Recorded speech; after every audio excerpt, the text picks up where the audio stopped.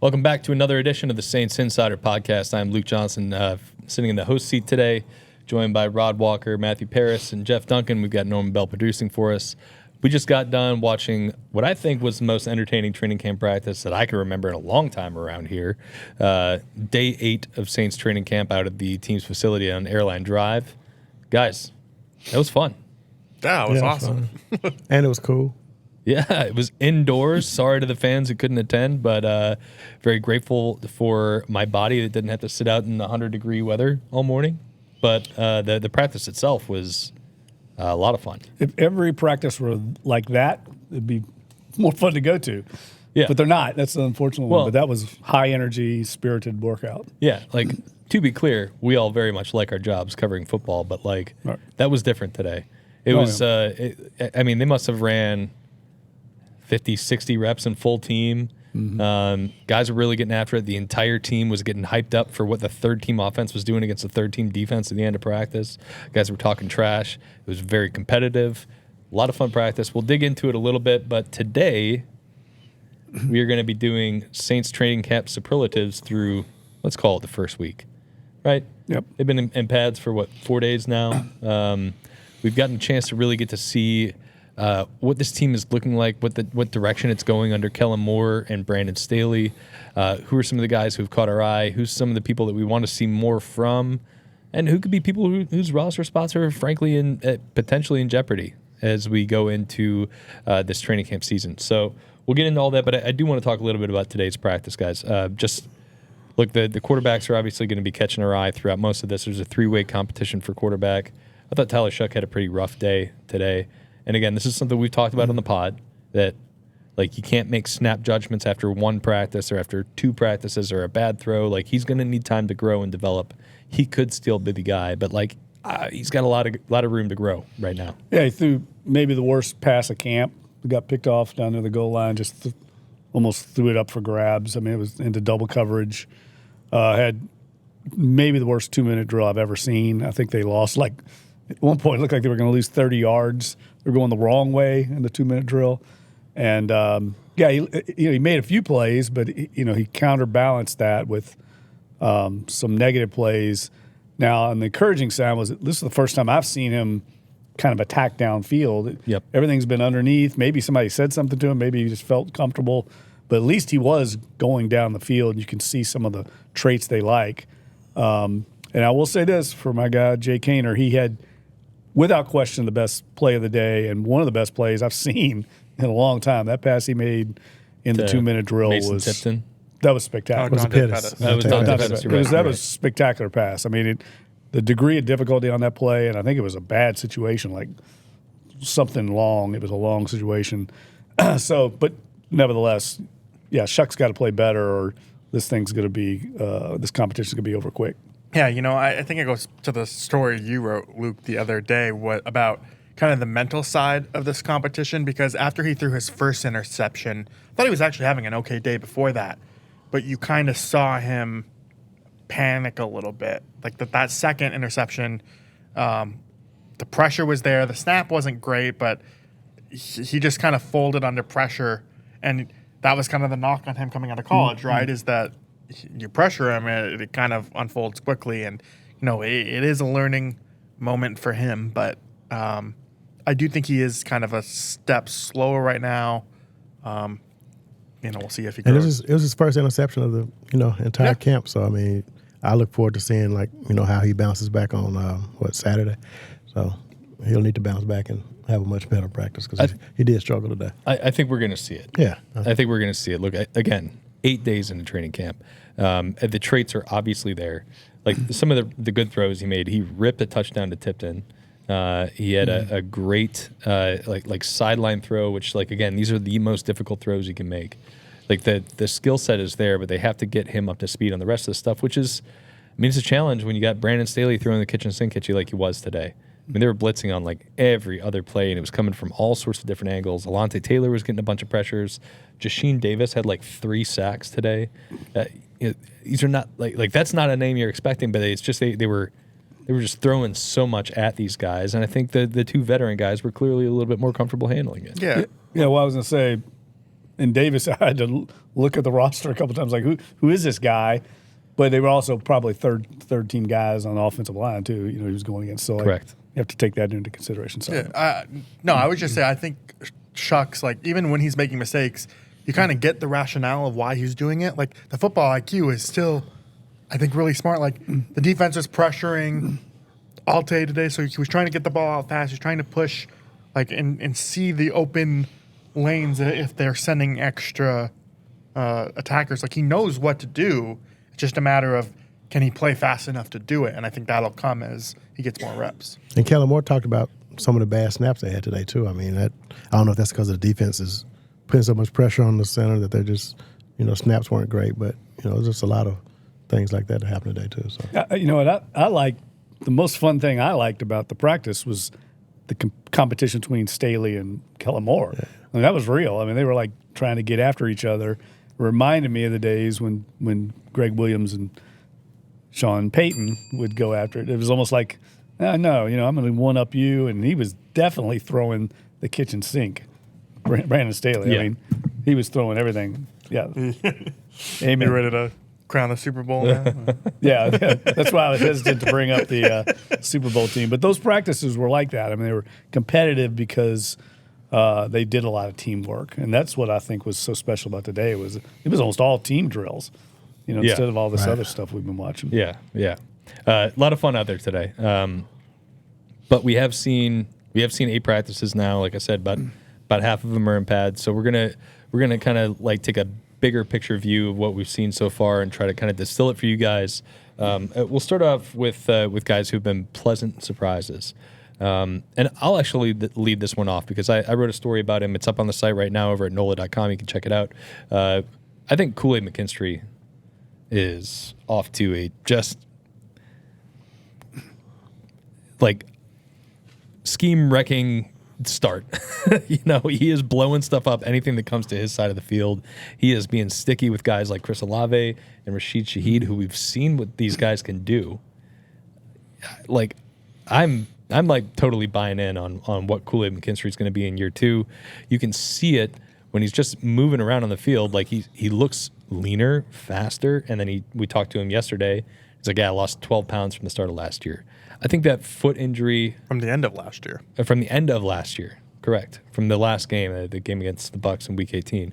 I think that foot injury that he suffered, going into the combine process, that required surgery. He came into camp a little out of shape, a little behind.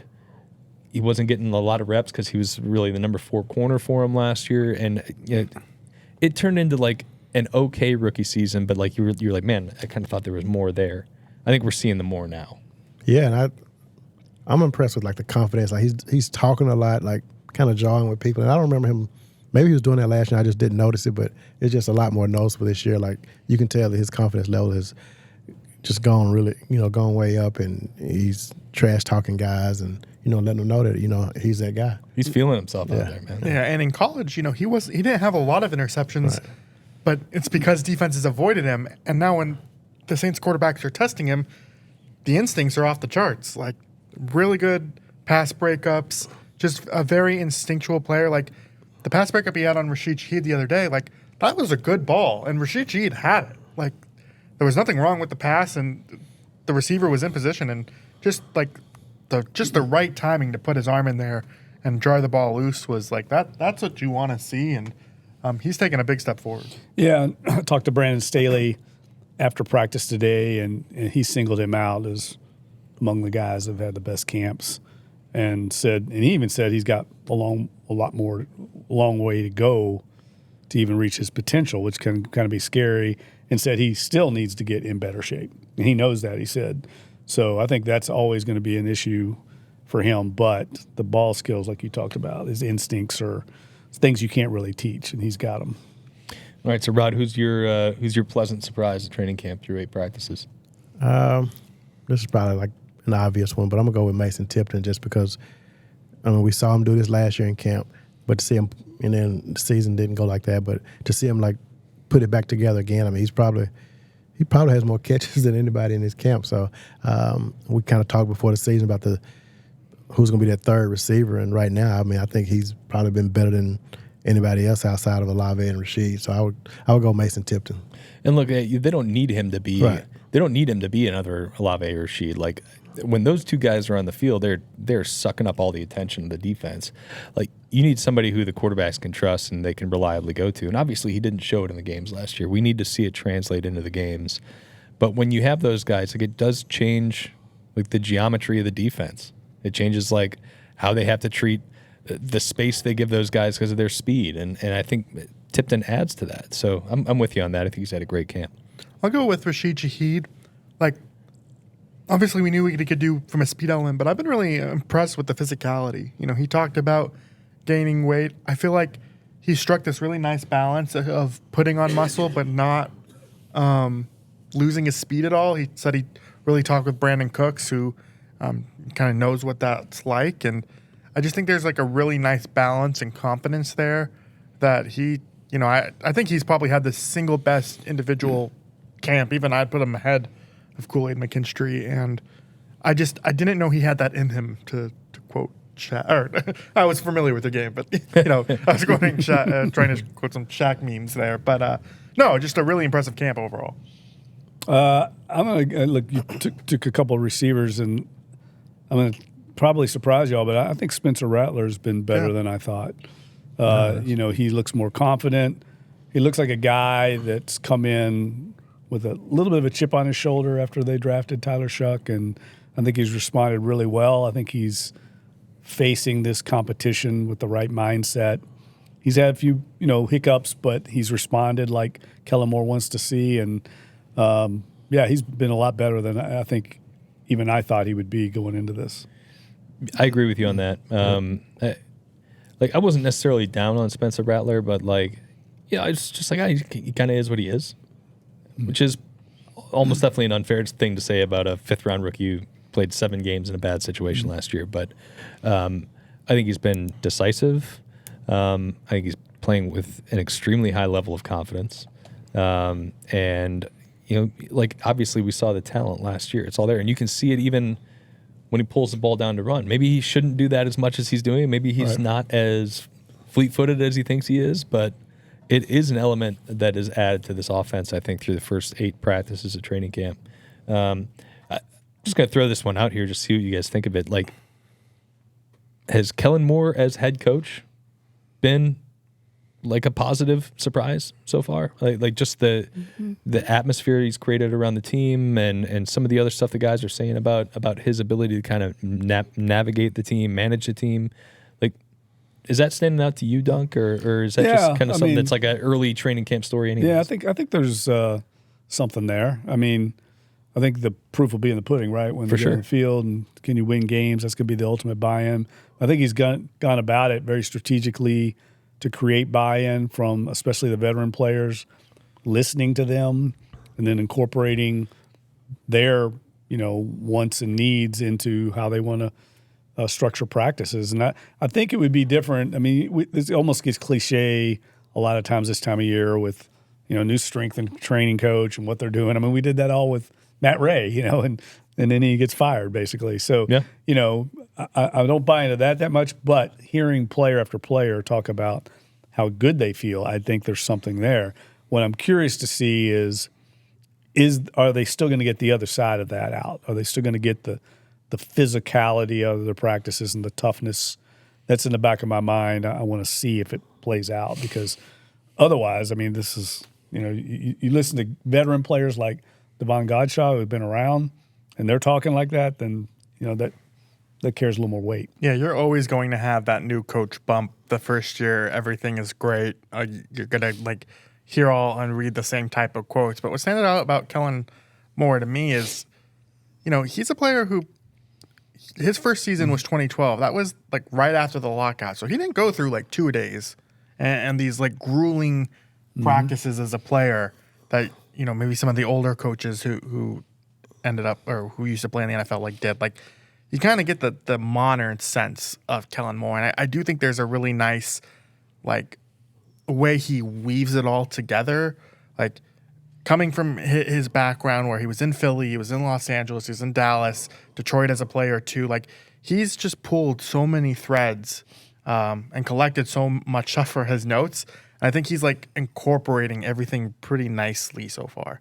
He's definitely a millennial head coach. Like, you get those vibes from him for sure. Yeah, for me, I mean, I just think he's pushing all the right buttons. Like, they go outside, then they practicing indoors, and then they'll go really hard these next 2 days outside. And I mean, the players like him, which is good. But I mean, like I said, I guess a couple of weeks ago, I think, whoever you brought in, I think players are going to like it compared to what they've had in the past. But so we'll have to see how this translates over to the game. But so far, I think he's done a really good job. And obviously for the media, he's been good to work with, and players like him. So.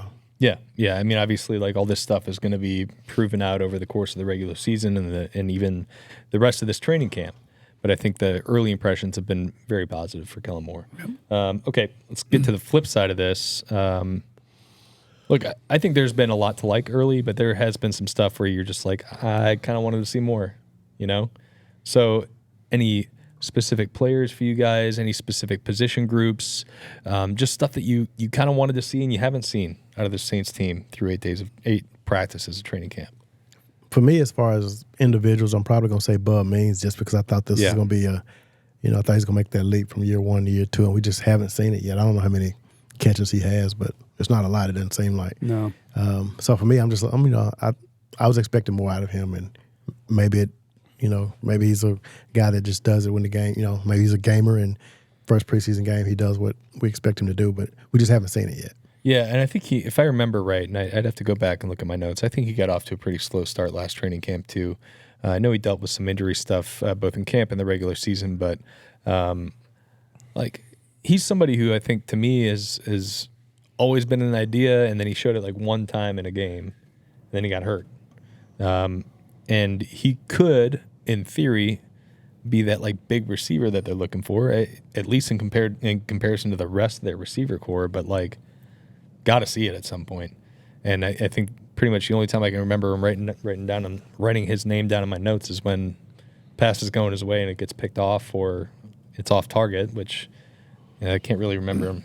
Yeah, it doesn't even seem like he's been targeted. Right. Really. And I called his name out, but I could have called out Cedric Wilson, Donovan Peoples-Johnson. We just haven't seen a whole lot from anybody outside those. Veteran receivers, and for me also the 2 veteran running backs, Cam Akers and Clyde Edwards-Helaire. I haven't seen really much from either of them.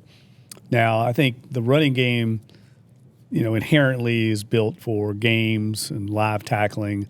So that's where you truly do the evaluations when these 3 preseason games come up. But I haven't seen enough out of either one of those 2 guys to feel like they should feel good about their roster spot, put it that way. Well, that's funny because I think I was going to say Kendre Miller, and maybe for the exact same reasons. Is there was a day where he was working with like the 4s, or he was 4th in the order. It feels like he's been getting a little bit more opportunity of late, so maybe he's started to show or turn a corner, but just hasn't really had that explosiveness that we've seen in past times. Like he had a play where he tripped over kind of the line the one day. His spot, we'll get to it later too. His spot, I think, is very precarious. Like he needs to show something, and I just don't know if he's really shown that jump. But there's still a lot to see there, I think. And there's also I think potentially, and I don't know this. It's not reported. It's just intuiting, but I feel like there's a chance that this coaching staff is trying to light the fire a little bit. Your job is not safe. Go out and earn it. I think we have seen bits and pieces of it, right? Basically nothing in the passing game so far, which is a little disappointing considering I think that was one of the better things that he did in the limited times that we've seen him. But there's been a run here or there. But Velus Jones had one too. Marcus Yarns has had a couple. I agree with you that he needs to show a little bit more to just really nail down, because they need a number 2. Well, I think that's why these preseason games, that's going to be I bet Alvin sees very little. He shouldn't. Yeah. No, Alvin's important. Get him a series. Right. Get him a series with the first team offense. Get him out of there because you know what he's going to be. I think he's clearly the best running back they have. Like I don't think there's like this big drop off because he turned 30 years old. Right? He's clearly the best back they have out there right now.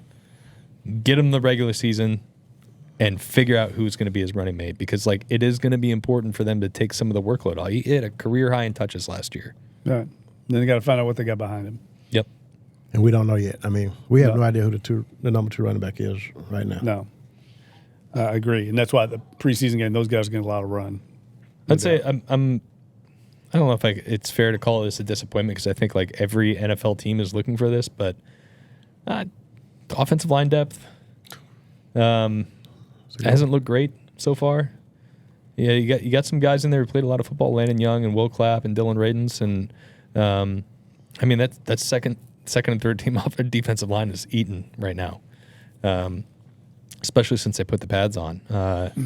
Whether it's in pass rush or it's in run defense, I think those guys are having a hard time. So, that's something that's I think should be a concern because I really like their starting 5, but I mean, Penning's had injuries before. Ruiz and McCoy both were hurt last year. Like you never know what's going to happen with those guys, and that's always something that can really torpedo a season, as we saw last year. As soon as Eric McCoy goes out, their offense just goes. So I don't know, a little concerned about that, but again, like every NFL team is concerned about that, and they do have guys who have done it before. So we'll just see how it plays out. Can we throw in? I didn't think about this until today, so it shows you what I've been watching or lack thereof. Throw the punting in there. Obviously, there's a concern. There's 3 punters on the roster right now. They didn't bring that guy in because they loved what's going on, right? Yeah. If you're watching, you weren't up on the news. The Saints released fourth-string quarterback Hunter Deckers this morning and signed Kai Kroger, punter Kai Kroger. So they've got incumbent punter Matthew Hayball. They've got James Burnip, who they signed this offseason, undrafted free agent, and they've got now Kai Kroger. That's 3 punters. That's, I think, maybe a first for me in my 8th season covering the league. I've never seen. Yeah, there have been years where they only had 1. Right. Morstead was here. Yeah. Yeah, I think they've got the Cleveland Browns punting situation. Right? That's a sign of that quarterbacks. Yeah, they're not happy with what's going on. Yeah. Okay, let's move on to our next topic here. And Jeff, I want to start with you. You were the one who threw some of these names out here. Sleepers to make the 53-man roster. I think we got probably a pretty good idea of how most of it's going to shake out. Yeah. Like Do you think we could probably pick 50 of the 53? 50 is right probably being generous because like every year I think I'm going to do good at it and I get like 48, you know.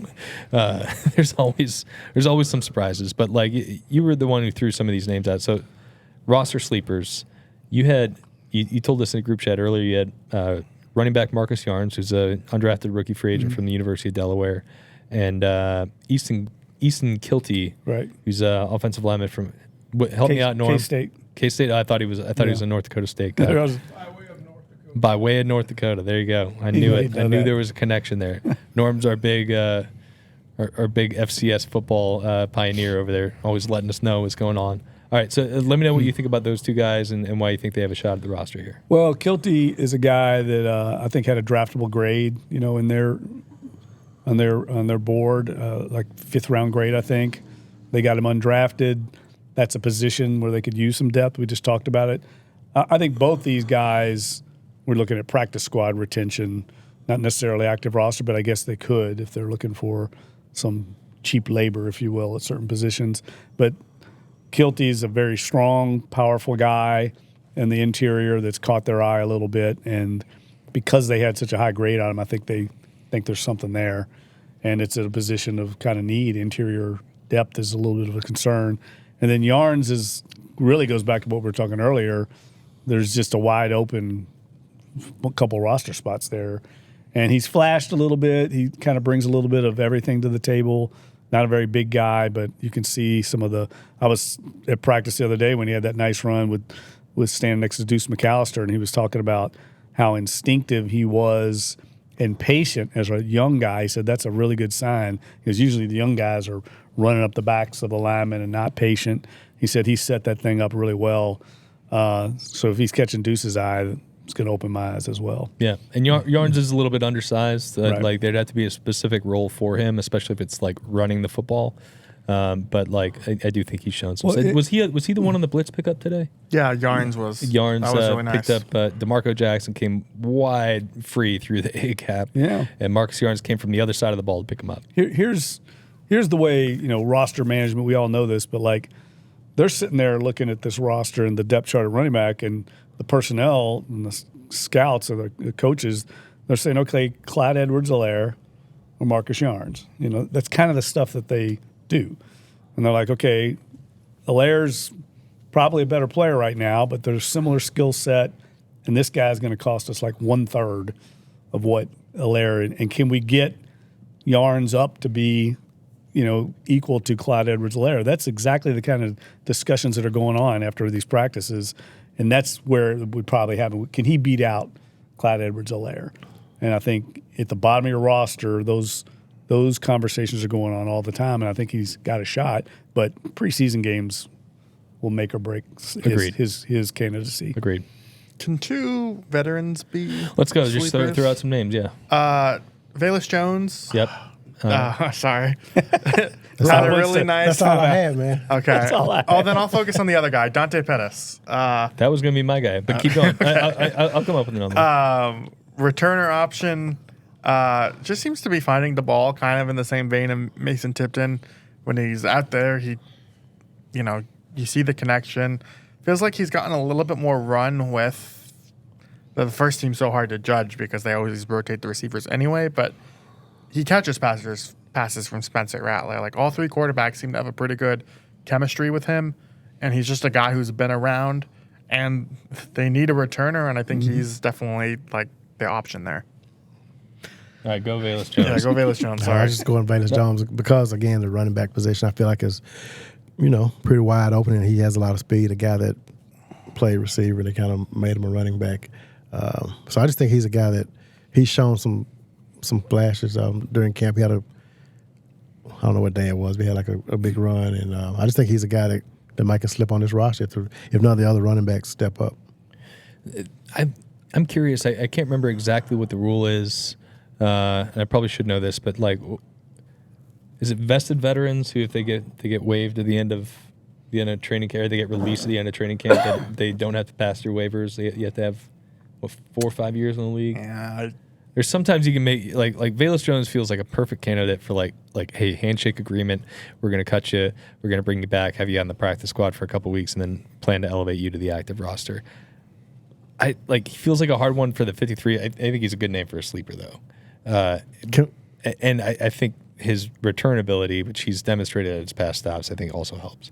Can we consider Jack Stoll as a sleeper or not really? I would. Yeah.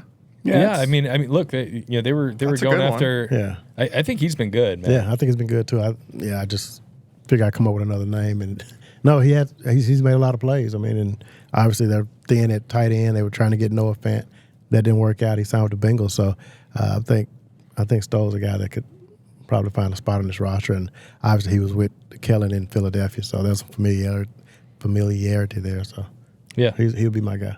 Yeah, I like it. And I'm not even going to pick one because you guys You said both. Dante Pettis, right? Well, my two guys I was going to pick from were Velus Jones and Dante Pettis. I don't know if there's any other like true like sleeper guys I can think of on this roster, guys who either weren't on the team last year or who were additions this year. I think that it feels pretty set at this point. Yeah, I keep noticing these two guys. I don't think they actually have a shot to make the roster. We mentioned one earlier in the show, Jasheen Davis. Yeah. I think he had 3 sacks today. 3 sacks, really fast around the edge, kind of smaller it seems like. And then the other guy who's huge, and you notice him that way, is Omari Thomas, defensive end. Seemed like I think one day he had like 2 sacks. Just seems to kind of be that physical pusher. Again, I think defensive line is so crowded that it would be tough for him, but maybe a practice squad spot. Both those guys feel like Peace Squad candidates. Let me put you on the spot right real quick. So receiver, if you had to rate the top 5 receivers on this team in camp, I would say they are all 5'10" and under, and all 190 pounds. I'd say it's Olave Rashid, Tipton, and Dante Pettis are the top 4. I think it's pretty clear so far. Well, I mean, Cooks is making the roster. Yeah. Cooks is I'm definitely just making saying, the roster. But who's performed best so far, or you've seen? put I'd Cooks- say those I 4. would put Cooks there. I'd put You put Cooks him in the there. top 4? Okay. Yeah. Top 4, top 5. You I put him ahead of no, Dante? I put him in the top 4. I put him ahead of Dante. Dante? I would put, yeah. I think Dante's got more opportunities because a lot of times Cooks is out there as a third wide receiver with Shaheed Right. and Olave, and they're just like, I'm just throwing to those guys. I'm in a competition. Like, Right. I'm going to throw to those guys. And Pettis has gotten a lot of work, and Tipton have gotten a lot of work with the 2s and 3s, and I think they've made a lot of plays in those settings, which is why I like fair. them. But, like, I do think that those are their 5 best receivers right now, and they are all small. Right. Every single one of them. And Pettis might be the biggest one out of all of them. He might be 5'11". Yeah. He might no, be 6 I foot. mean, I think he is. I think he probably is. Yeah. I mean, the larger receivers like Austin and Donovan People-Jones, and they just haven't flashed so far as much, at least. Yeah. And obviously, like, we're watching this in a much different. We're watching it live from field level. Coaches are all getting this stuff on Skyview film. All 22. They're going to see everything. So they might have different opinions than we do. Whatever. It's our show. We're going to run it the way we want to run it. All right. Next topic. Matt, I'm going to let you lead this off because you kind of went with it a little bit already. But who are some candidates who would be, on August 31st or whenever cutdown day happens, who could be some potentially surprising names here? A lot of focus on the 2023 draft. With Kendre Miller, we mentioned him earlier, just because running back is so crowded, it seems like they're trying to send him a message. Does the frustration boil over and then they just part ways? Still feels unlikely, but I don't know. The other guy in that class who has just really done little through his 3 years here now is Isaiah Foskey. And I think the reason to part ways with him maybe is potentially because Chris Rumpf, a guy who's had a lot of experience around Brandon Staley, has made plays. He had 2 sacks today. Just seems to be more impactful than Foskey has. And Foskey's still pretty young. Like, maybe they wouldn't want to part ways this early into his career, given that he was a 2nd-round pick.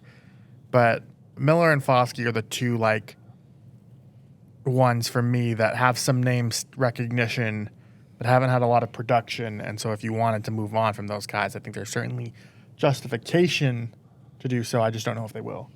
Yeah, I think if Foskey got released, it wouldn't shock me at all.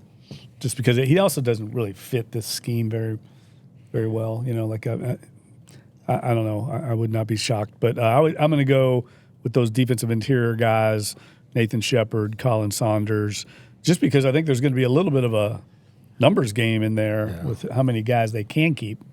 And I think bringing in Jonathan Bullard, I think he's definitely going to make the team. I think he's going to start in the rundowns, and they're just going to run out of numbers there at some point. Who can make it? Of those 2, because I was thinking about this today watching, would you lean Shepard or Saunders to be more? Like, which one would you, like, how would you rank them in terms of Well, I most think likely to get Saunders cut? has got a little bit more security because I don't know who the backup nose is Yeah, I think it's other than him. It's Saunders, yeah. Yeah, I just think he's got a little, but I think he's actually less productive as a player. And I know that's saying something because really neither one of them's been totally productive. But I think when you watch Saunders, I don't know. I know he made that big play against the Chiefs last year, but for the most part, he doesn't get a whole lot done. When you go in watch him in those one-on-one drills, he's just kind of floundering out there. But he can play fullback, too. Man, what is versatility, man? He got replaced today. Like Kyle Hergel. yeah. And they had was Seth, they- and Seth Dylan Green, Radins. Seth Green played fullback on white one Yeah. play, too. Yeah, So. they had Kyle Hergel, who for those of you who don't know, weren't like really up to date on the 90-man roster for the Saints. He's like their 3rd-string center. They had him playing some fullback. He feels like a hockey player. I know he's from Canada. Maybe this is just overgeneralizing, but like he feels like a hockey player. So like, that makes sense. Well, I Nathan bet like Shepard- if a hockey player just walks up to a football field, they're like, "Hey, go play fullback." Like, I always think of the Swedish chef from the Muppets with Hergel. Hergel. Oh, God. that Moving is the on. 1000th time I've heard that from Matt, and I've also said it. The to listeners. Yeah, okay. Well, it's spread to you then. Trying to blame me. Yeah, I think. I mean, my surprising cut candidate. I think would be to this stage in camp would be Bub Means, who like I felt pretty good about his chances going into camp, and just haven't seen it yet. Obviously, a lot of time, but like I think he's got to turn it up a little bit. No, I was gonna say I'm not quite giving up on Bud Means yet, but that's definitely a fair one. But I would have said Nathan Shepard. Might even go toward Matthew Hayball now, just because they got 3 punters there. It just kind of makes me wonder, like, Yeah. Oh, yeah. I think he's definitely in trouble. yeah, Look, that's bad hosting by me. I didn't realize I didn't even throw no, it that's to you, my fine. man. That's fine. Yeah, Zach wouldn't have done that. Zach wouldn't. Zach would never have. Where are you, Zach? Take your job back. All right. Last one. 8 days into training camp. Are you more or less optimistic about the Saints' chances this year? Let's dig into the concerns about this team going into training camp. Have they been assuaged? Are you you feeling a little worse about it? I don't know. How you feeling? Well, and we're gonna start with Rod, so you guys don't steal his thunder this time. Thank you. We'll Yeah, just you're forget not Jeff bad. at the end. Yeah. Yeah, I trust me. Very capable forgetting Jeff. For me, Hey. going into camp, I thought the defense was like a big concern. Like I was like, I didn't think they were going to be that good, but I'm sort of like starting to kind of believe in them. I just think with the additions of Blackman and Justin Reed and Gotcha, I think they're going to be really good on defense. Well, I'm not going to say really good, but I think they're going to be a lot better than I thought. I think they'll be better at stopping the run. I think both ends, Chase Young and Granderson, are going to be able to put up some numbers. So I'm a little bit more confident in the defense now. My concern is the quarterback position. Like I just don't know how good they're going to be. I was about to queue up I'm a Believer by Smash Mouth on my Spotify, and then I realized we might come into some rights problems there, so I didn't do it. I'm with you, though. I'm with you. I think I might be a believer, too. In the team or in the defense? No, in the defense. Okay. I will get to the team as a whole, but like I was talking to Matt about it today. Like they were getting after it today, man. And it's been, I don't know, it's been probably 3 years since like I saw that out of a Saints defense where they just dominated a practice. And that was the case today. Even the offense had some good moments, and like I think there's some stuff that you feel really good about the offense. Like the defense just, I don't know, they look really good. And I'm not trying to say they're going to be top 5 defense. They're going to back to whatever, but like I don't think they're going to be like the 30th defense in the NFL this year. I don't think they're going to be giving up 6 yards a carry anymore. Right. I think like Brandon Staley's a really smart coach, and I think he's got these guys playing confidently and they're flying around. And I'm definitely higher on them than I was going into training camp. What about you, Matt? Today was the first day where the defense, I thought, like when the quarterbacks, quote unquote, struggled, I feel like it was because the defense was like suffocating rather than, oh, these quarterbacks, I don't know. Like I thought the quarterbacks, all things considered, like I know Shough struggled, we went into that, but like they still did pretty well overall. It's just the defense was like right there. There wasn't much they could do. And so I'm definitely encouraged by that. Overall, though, I don't mean to be like the negative one, but I just think that like sometimes I do watch the quarterbacks and I feel like, oh, maybe we're headed for like a really tough season here. I think it kind of swings by the day, and I'm trying not to be as reactionary to them, but I just think like the floor, we knew the floor going in, but I've definitely seen potential of that floor on some of these days. But overall, I think I would still pick the 5 to 6 win range to where we were entering camp. I just think when it looks bad, it looks really bad. I think it's fair. I mean, I would say I'm more encouraged with the defense, like you all said. But I think just the quarterback concerns overshadow everything because this league's built around the quarterbacks, and I don't know if they're strong enough anywhere else. And I think while they are obviously in better health early on in camp, there's still some areas where it's very precarious. You know, tight end. I just, Kool-Aid McKinstry goes down, or Alante Taylor. I mean, it gets thin quick, and some of that's going to happen this year. It's going to, and I just feel like when that inevitably happens, I don't know if they've got a strong enough team to overcome it. But I am encouraged by the defense. They definitely look a lot better. I think Brandon's a smart guy. And it's a modern defense. It's very modern. It's very much built around matchups and kind of counterbalancing what the modern offenses are doing. And that's probably what they needed after doing the same thing for 12 years. Yeah. I would say just going into camp, we all kind of talked about the cornerbacks and we were worried about them. But like you said, if he's going to be as good as he's looked in camp, I mean, you just feel much better about that position. And that just changes everything. And here's the other thing: the pass that Rattler threw in the back of the end zone today to Shaheed for a touchdown. I mean, that was good coverage. I mean, McKinstry was right there. The only place he could put that ball was where he put it. It was a brilliant pass. Yeah, it was a really good coverage. So it's to Matt's point. I mean, and then was it the first or second pick that Shough threw that bounced up? That was really just a good play by the defense because it was good initial breakup. Yep. And then rallying to the ball wasn't necessarily like a terrible pass. He just got, it was kind of unlucky and went up. He was trying to recover quickly from a terrible snap. Yeah. So but that was a good initial defensive play. So, we're starting to see those are the plays you look for, right? Like every once in a while, I think there was a pick that Rattler threw earlier in camp where I think it just was a miscommunication between him. He called a check at the line, and those you kind of just chalk up to, okay, they'll get through that. But then when you see these plays today by some of the defensive players where they're making the play, that's when you start to get encouraged. That's what you said you wanted to see the other day, you remember? Yeah. Yeah. I mean, I can't remember I didn't see enough of that. Old. We saw more PBUs today than we did, I think, in the first 5 days of camp. I mean, they were really getting after it, And I guess that's going to happen when you go to more team drills too.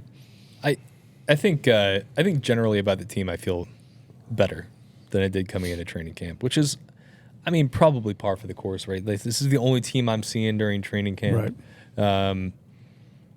But I really like the ship that Kellen Moore is running.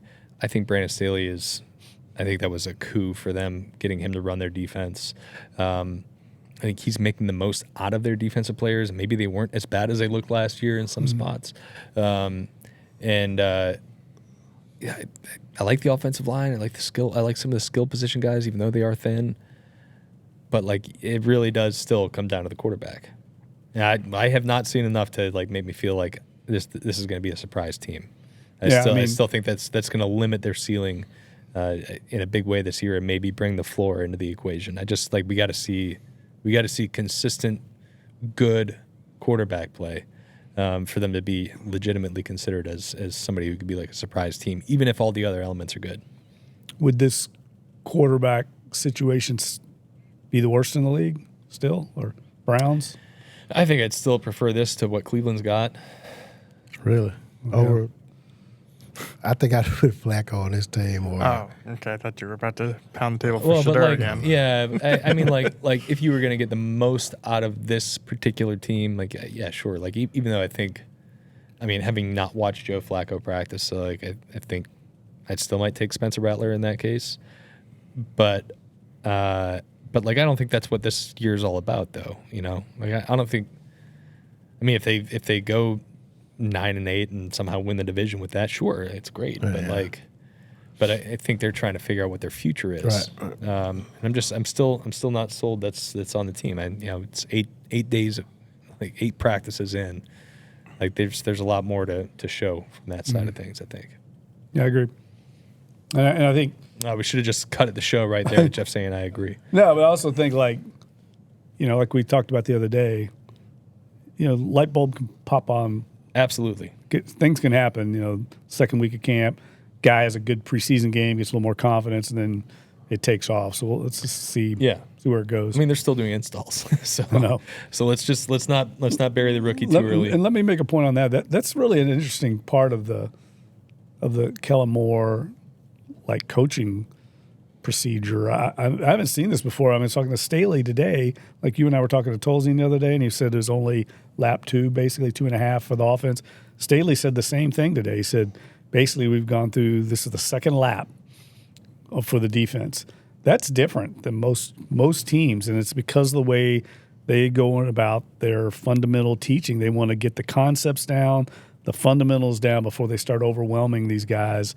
So he said by the start of the season, they will have basically had 3 laps, which is not very many. So I think we have to take that into account too, that they're not getting as many reps and as many laps in the system as maybe we've seen in the past. So, maybe we'll start to see this take off later in camp than normal. So I thought that was interesting. All right. On that note, we're going to end our show today. Thank you all for sticking around. If you do like our show, please hit subscribe, like, share with your friends, all that good stuff. The Saints are off tomorrow, so we are thankfully taking the day off. I'm going to sit inside the air conditioning all day. Maybe Rod will go up by a pool. I don't know what you do, man. Go buy some new sneakers, probably. Hadn't body in a lot. You know I'm not a pool guy, man. Come on. I thought you might be. Not what I saw at the. Oh, you're a beach guy though. Yeah, that's Beach right. guy, yeah. You're beach over pool? Oh yeah, he is. Oh, Rod is a beach guy. We saw it. We'll be off tomorrow, so we will not have a 2-minute drill or a podcast tomorrow, but there will be stuff up at NOLA.com. Check that out. We will be back at the Saints facility on Saturday. They've got less than a week until they go out to California. We'll be out there for all of that as well. So please stick with us. Please engage with our stuff, like it, share with your friends, all that good stuff. It's been a blast today, fellas. Thanks for joining. I'm Luke Johnson. I've been with Rod Walker, Matthew Paris, and Jeff Duncan, and Norman Bell has been our producer. We will catch you all next time.